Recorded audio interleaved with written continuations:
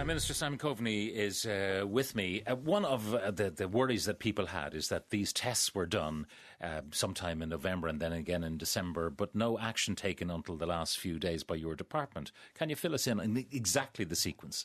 Yeah, absolutely. And I'm glad to clarify this because the Food Safety Authority all of the time are there to protect the consumer, to ensure that the food that we consume is safe. And it is because of their checks that this has come to light, and we're now going to address it. But to clarify, there is no human food safety issue here. This is about people eating product and not being aware of the ingredients of that product, which is totally unacceptable, and we're going to address. But just the sequence of this, the first samples were taken in November by the Food Safety Authority when they tested burgers in retail outlets. They were somewhat surprised by the results of those samples, and so they took second samples at the end of November. Now, were there any dramatic results in the first samples? Because, as Patrick Wall was saying, that without doing too much wrong at all, you can have molecular traces of pig DNA, horse DNA, anything else that might have been slaughtered in the plant, maybe sheep DNA.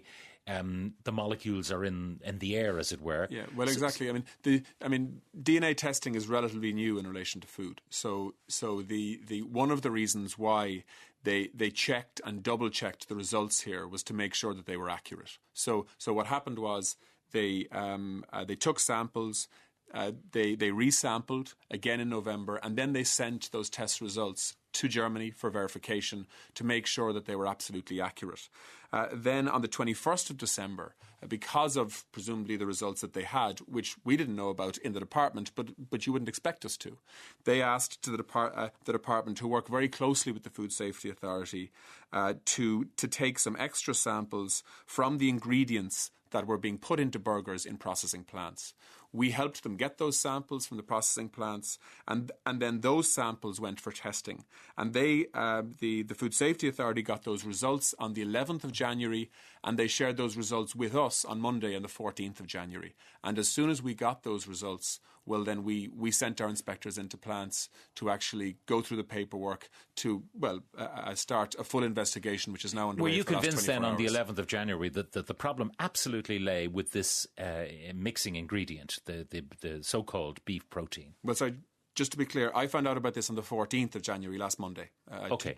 2 days ago. All right, but that's at that moment, it was the 11th of January that revealed to them that the Food Safety Authority got their test results back from Germany. And this was on the ingredient. Yeah, well, yes, on the ingredient, and yes, to actually back up the other results that they would have got before then. So they the happy Food Safety then? Authority were very thorough in terms of testing, retesting, verification of those results outside of Ireland independently before they actually Just to clarify for our listeners, this is not like the dioxin scare, dioxin being a toxin. The food is perfectly safe to eat, but your sensibility may not having horse meat. Yeah, but no danger to public health. The reason why we're responding as we are is because Ireland has worked very hard to build a reputation for its food industry, for being the safest and most transparent in the world. And it is, in my view. And it is the combination of the work done by my department and the Food Safety Authority that ensures that is the case. And what has happened here is that our systems have worked. We have the most advanced DNA testing systems being applied to food now. It hadn't been applied in the past. We take over 30,000 samples of the food coming through processing factories and slaughterhouses each year in Irish plants, constantly testing for food safety issues. We have a permanent veterinary presence in all slaughterhouses in Ireland, and we have an audit system for all processing plants that aren't slaughtering, like, for example, Silvercrest. And our last audit would have taken place in December in Silvercrest. So there is a very, very thorough system of watching how our food is produced to make sure that it's safe and transparent. There were concerns, though, over the years, Minister. Hang on, I want to articulate something that we've got several calls on this morning, and over the years I've heard it, that because inspectors effectively are there day in, day out there, they become very close to the people who are working in the plants, and they're almost like employees of the processors rather than employees of the department, although the department is their paymaster.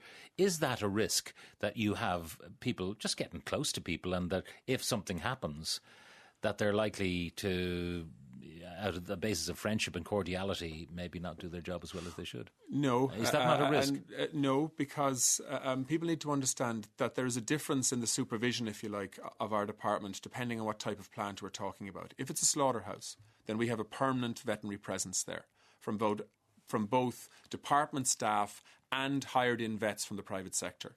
If it is a processing plant, as is the case with Silvercrest, which is the spotlight is on them at the moment, we don't have a permanent veterinary presence there because it's processing food. It's not slaughtering food. And so what we have instead is we have an audit system whereby Silvercrest, for example, would be audited once a month, and were audited last month. The issue here seems to be that this plant was importing product which they add to beef to make up burgers. Burgers have a meat content of about 60 to 70% of the meat, sometimes up to 80%. If it's a fillet burger, then it's much, much higher than that. But the burgers at the cheaper end of the market would have a 60 to 70% meat content. And then cereals and onions and all that sort of stuff as well. Yeah, exactly, of course. Protein fillers and so on. What seems to have happened here is that extra ingredient that was added was imported. There's no evidence to suggest that Silvercrest knowingly imported ingredient that had horse meat in it, but that may have been the case unknowingly to them. If it turns out they knew, obviously they're in big trouble. Yes. What about the supplier who sold it as beef protein? Is that supplier in trouble? The reputational damage to Ireland, I presume, is actionable? Well, I mean, first of all, the primary responsibility here is with the company concerned, and they are undertaking a full investigation in terms of the people who supplied them with this ingredient. And my clear understanding is that supply contract is no longer there, and so the burgers that are being produced in Silvercrest today do not have an imported ingredient in those burgers. We are also testing those burgers yesterday and again today, and are applying DNA testing to those burgers to make sure that we know that the burgers that are currently being produced do not have any horse DNA in them. And I think people would expect us to do that. But I mean, you spoke about 1 million burgers being recalled. Actually, 10 million burgers have been recalled by Silvercrest. These are the second largest producer of burgers in Ireland. And of course, they have a plant in the UK which is also involved in this controversy. But it is important to put this into perspective. This is not like the dioxin scare. It's not like a BSE scare or a foot and mouth scare or anything like that. There is no threat to human health here. What there is a totally unacceptable situation whereby there is an ingredient in burgers that isn't on the label that Irish consumers are unhappy about and don't want to be eating, i.e. horse meat. And so we need to get to the bottom of how this happened, why it happened, and we need to ensure that we test to make sure that it doesn't happen in the future. Just briefly go back to Patrick Wall on the technicalities of this. You were saying that there can be minute traces that'll put the criminal at the scene of the crime.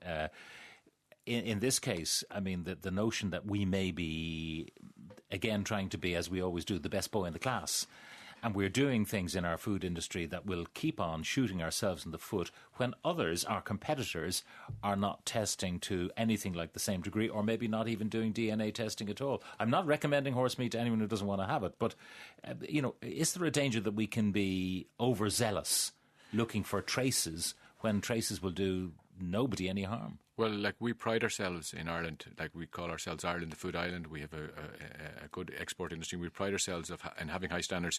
And well, what would you say is the acceptable level of, if you like, a small mixing of horse? Is it 0.1 of 1%? Is it 0.01 of 1%? Less than 0.1% is the trace. Less than 0.1%. No, if it's a beef burger, it should be a beef burger. There shouldn't be any there.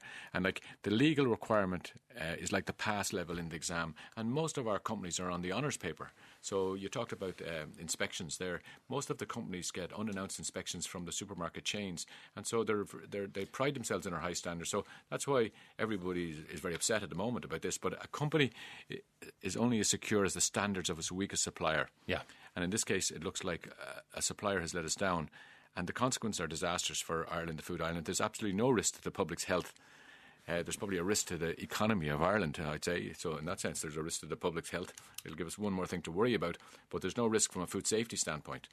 And as I say, the department, the Minister's department, they're rigorously investigating this, and the companies themselves, there's 2 companies involved, they're carrying out forensic investigations in their plants. And we'll get to the bottom of this, and we'll have a complete story in due course for and then the public. Whatever action needs to be taken after that with the supplier or any other potentially guilty party, that story remains to be told. Unfortunately, the damage has been done and the food will have been wasted at that stage. But Minister? Yeah, I mean, I'd really like to emphasise this point. I mean, Ireland wants to lead the way globally in terms of the levels of food safety testing. And if that throws up issues that we have to deal with, like this one, well, then so be it. But we are, unlike almost any other country in the world, we export 90% of the beef that we produce on this island. Beef that is produced under very, very high standards from a farming point of view, from a slaughter point of view, and from a processing point of view. And if issues like this arise as a result of rigorous testing, applying the latest technology in terms of DNA testing to food quality and food safety, well, then so be it. We need to deal with the consequences of it. What seems to have happened here, actually, is that the source of this problem isn't actually in Ireland at all. It's imported product that was added to processed burgers. Do we know, have they got the Irish symbol on them as being made in Ireland? Well, they certainly would have been processed in Ireland. That's the way the labelling system works. And they're therefore, no matter what the ingredients are, as long as there's a proportion of Irish beef in them, they can be labelled. Well, there'll always be garlic and herbs and spices and stuff like that in burgers that don't come from Ireland. But like we... how you manage these incidents often actually, we talk about reputational damage, but our international customers will see that in Ireland they leave no stone unturned. In fact, another country wouldn't have actually gone public with this. But in Ireland, we actually, even if it's damaging ourselves, like this is the way to drive standards up. This product came from Belgium, is that right? This beef protein, so-called beef protein, is that as we understand it? Well, no, actually, the Netherlands and Spain seems to be the source. Netherlands and Spain. But I don't want to start naming companies at this stage until we actually know the facts, because... I'm just wondering, is there a market in those countries, say Belgium, where they eat horse? Yeah. Those burgers would be very welcome at cut price in Belgium. Why throw them down the toilet? Yeah, there are 2 issues here. There's the waste of actually recalling and potentially binning perfectly healthy food. But there's also the reputation of an industry that's worth about €3 billion a year in terms of the export market. So it's worth taking the hit on this.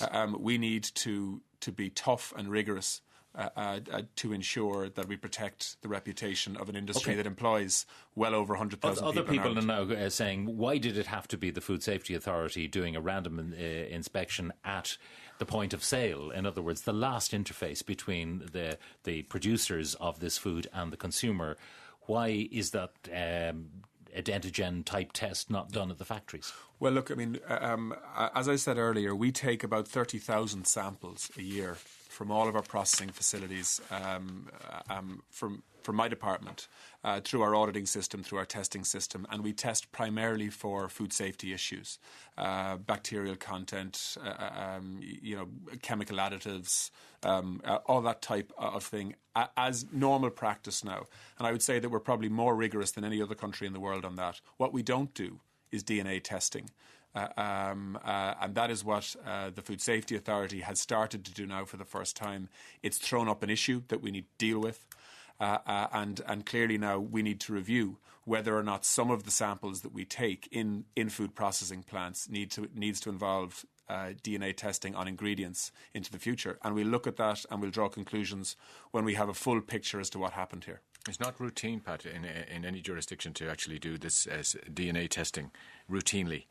The routine tests that we do are for food safety, and as the Minister said, they're for hygiene monitors and harmful bacteria or chemicals or allergens. We do those routinely because that's important to make sure people fall ill. But this DNA test hasn't become a routine test yet. All right, look, we'll leave it there for the moment on that particular topic. Patrick Wall, UCD Professor of Public Health, thank you very much. And we've more questions for the Minister after this.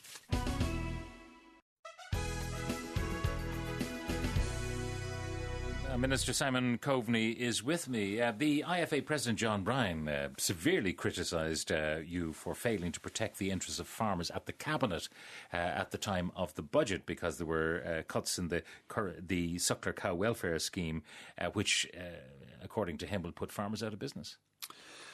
Well, I know that John Bryan and the IFA, they see it as their job to put me under as much pressure as possible to get the best possible deal for them, and that's fine. But I think it's important that people would understand that the deal that agriculture got in the budget was actually a good deal. We were the only department outside of health and social welfare to actually get a significant increase in the agreed budget ceiling under the IMF Troika programme for that budget. We got an increase of 25 million euros, which was 25 million euros less of cuts that we would otherwise have had to have made. But having said that, my department spends well over 2 billion euros each year supporting agriculture and farming. And we needed to make savings of about 68 million euros. A lot of those savings came from me finding ways of providing services to farmers at less cost. I mean, the cost of running my department now versus 3 years ago is 70 million euros less. The number, for example, of district veterinary offices that we have around the country has gone from 58 down to 17. So we have applied the cuts and the savings to ourselves first, but we still needed to make some reductions in expenditure in farm schemes. But we've heard on the suckler cow welfare scheme, because that was that's the nub of the thing. The nub of the issue. The suckler cow welfare scheme was a really good scheme. It was a 5-year scheme. 2012 was the 5th and last year of that scheme. We have introduced a new scheme targeted at suckler farmers, which is about protecting the most important element of the previous scheme, which is about providing fertility and breeding data of our suckler herd centrally into a common database, and we will be paying farmers to do that. This year, in terms of the suckler herd, we will be spending 25 million euros supporting the beef sector, 10 million euros in the new beef data scheme. 10 million euros will be spent linked to last year's suckler scheme. So farmers that had calves in the second half of the year will be paid actually this year, as is normal. And so that's another 10 million euros. And we will also be spending 5 million euros on what's called a beef technology transfer scheme, which is essentially discussion groups that get beef farmers into a room to help them do their business So you're better. saying that the other programme was finished in 2012. You could have just done nothing. Exactly. And cut the whole thing. And instead there's... Yeah, but just to be clear, last year, on the beef sector, we spent 27 million euros of direct supports to the beef sector, primarily suckler beef. This year, we will spend 25 million euros. That's not a significant You yourself, cut. though, made the point that you should be on the big economic council within the cabinet, because agriculture is so central to what we do, and food is so central to what this economy does. I mean, it certainly is. Do you feel left out in the cold when they're making all these big decisions? No, well, I mean, they didn't make the decisions on the suckler cow welfare scheme. I did. They didn't make decisions on my overall budget. I did. I was the one that renegotiated with Brendan Howlin the increase in the expenditure ceiling for agriculture because of its importance, because of the difficult year that farming had last year, because essentially we had no summer last summer, which had very serious implications for farmers. So why do you want to be on this economic council then? I'm the one who's negotiating for Ireland and for Irish agriculture a new common agricultural policy within the European Union, which we have to renegotiate over the next 6 months. So I don't want to be on this group of 4 people, which is the Taoiseach, Taoiseach and 2 finance ministers. I've never asked to be on that. All right. No, but I'm happy that I can have my say and particularly represent my sector well on the full cabinet. Okay, I want to move on to the CAP because it's expected that some progress, if not finality, will be achieved in the 6 months of the Irish presidency. One of the concerns that the farmers have, and particularly the president of the ICMSA, John Comer, he's been on to us, is the question of the single farm payment and what date it will be based on. He's saying that farmers who own land, who've been leasing it to the people who are actually doing the work and producing the milk and so on, that they are maybe unwilling to lease now, because if it's based on ownership rather than usage, if it's based on a historical date or a future date, that will have huge implications. What are you looking for? Yeah, well, look, there's a whole series of things that are under negotiation at the moment. There are a number of big things for Ireland. First of all, the amount of money that we can spend on the Common Agricultural Policy. A lot of people don't know this, but 85% of all EU money that comes into Ireland comes through the Common Agricultural Policy. About 1.6 billion euros a year. And this is one of the reasons why we have such a big food industry. We need to protect that money. The first test or step forward, if you like, in relation to what the future CAP budget will look like may be decided in early February when heads of state meet to hopefully conclude their negotiations on a 7-year budget for the European Union. It's called the MFF, the Multi-Annual Financial Framework discussions. And on the 7th and 8th of February, we're hoping to try and get that job done as a presidency, supporting President Van Rompuy. That's big picture, the budget that will be available. Yeah, then the that's really divvy of that. For the CAP, because 40% or 38% now of the EU budget is the CAP budget, which is crucial for Ireland. OK, so then you'll know in February, hopefully, what you'll have to spend. What about the divvy? And again, that question from John Comer, which is of crucial interest to Irish farmers. Yeah, no, well, just let me just explain how this will work. First of all, we need a budget. Secondly, then, we need to conclude a negotiation on how that budget can be spent within individual countries, and that's my job. We need to do that on two levels. First of all, we need to get agreement in the Council of Ministers, which is 27 ministers meeting, all with different interests and different priorities, and it'll be my job as the chair of those negotiations, because of the Irish presidency, to try and conclude that, and we're going to try and conclude that in March. So that the European Council finalises its negotiating position, because then we need to negotiate with the European Parliament to agree under what's called a co-decision process.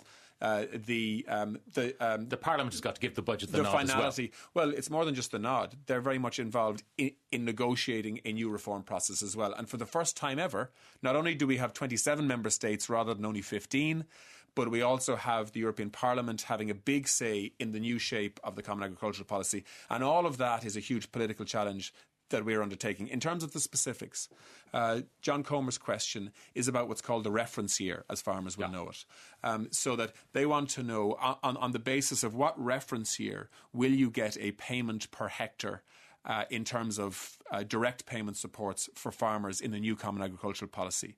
The current proposal is that reference year would be 2014, but that is up for negotiation and debate. What farmers would like is to have the reference year in the past, so that it doesn't change actions in the market in the future. So, for example, if the reference year is 2014 or 2015, well, then the concern is that the leasing market in Ireland will mean that will result in a land grab, which will drive leasing prices up for agricultural land, which is something that we don't want. But I've said this because from the payment will be based on what you own in 2014 or 2015. Correct. But what I've said to people from the very start of these negotiations, and they've been going on for 2 years now, is nobody should make a big commercial decision on the assumption that the reference year will be 2014. That is still up for negotiation and debate, and people would be very foolish to commit large sums of money on that basis. All right, Minister, thank you very much for joining us. We intended to spend more time on the CAP and the future negotiations and the challenges facing you, but of course the food story. Yeah, well, maybe I'll come back again, because I would invite you now to come back and parse this in far more detail. Just so people know the significance of the CAP, we have a food industry now in Ireland that employs more than 200,000 people. 60% of the indigenous companies in Ireland that are exporting are now in the food and drink sector. We have 140,000 farm families that rely heavily on direct supports coming from the European Union that I'm in the middle of negotiating at the moment. This is a really important issue for urban people and rural people in Ireland. And that is why, in many ways, the next 6 months for me are by far the most important months from my perspective of this government. As I said, there's an open invitation to come back as these negotiations proceed. Minister Simon Coveney, thank you very much.